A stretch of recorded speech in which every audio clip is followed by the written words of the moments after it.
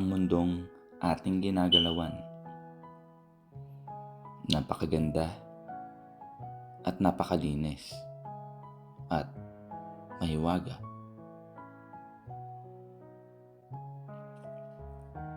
Minsan sa buhay, habang naglalakad tayo, may nasasalubong tayong pwedeng opportunity.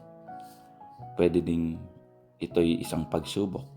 At minsan, napapahinto tayo para bang may hinihintay o hinahanap. Pero syempre, hindi naman tayo pwedeng maghintay lang. Kailangan din naman natin magpatuloy ng paglalakad. Piliting tawirin ang dapat tawirin. Malay natin, sa dulo nun, nandun pala yung hinahanap natin.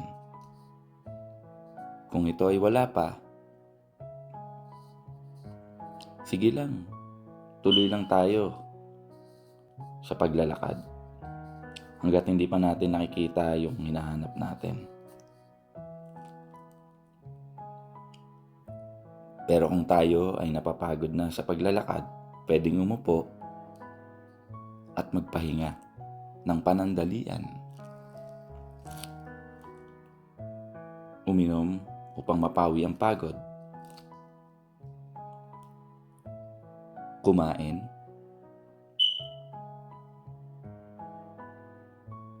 At syempre, uminom ulit.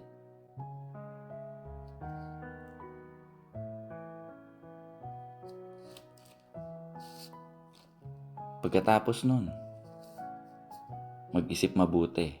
Pag-isipan mo kung ano ba talaga yung hinahantay mo o hinahanap mo. Abutan ka man ng ulan sa pag-iisip, hindi dapat maging hadlang yon. Pagpatuloy lang ang pag-iisip habang nagpapahinga. Paghanda ka na at alam mo na kung ano yung hinahanap mo,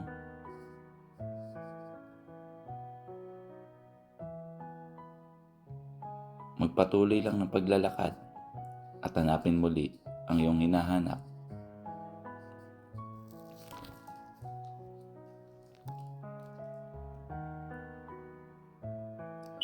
Sa ating paglalakad o sa ating paghahanap,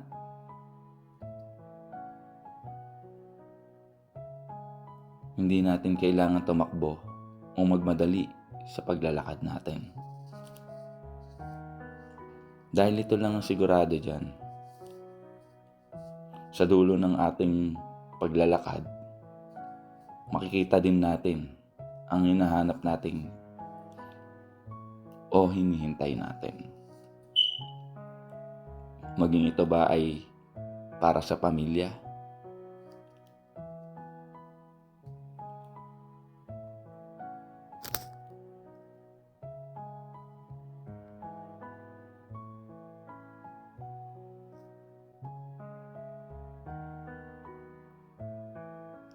sa trabaho o sa ating career,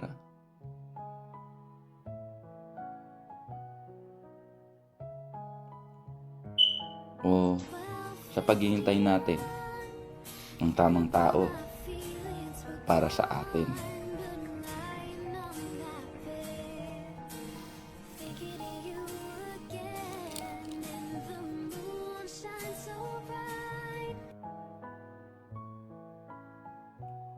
Kaya ikaw, kaibigan, kung natutulog ka pa o paupo-upo lang, pa-standby o pa-relax-relax, ngayong umaga, habang may pagkakataon pa,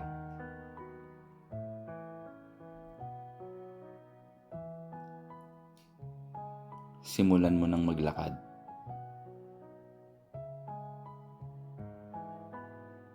At maglakbay.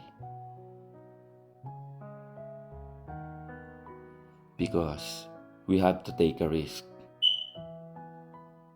para makita natin ang hinahanap natin o hinihintay natin bago pa tayo abutan ng paglubog ng araw.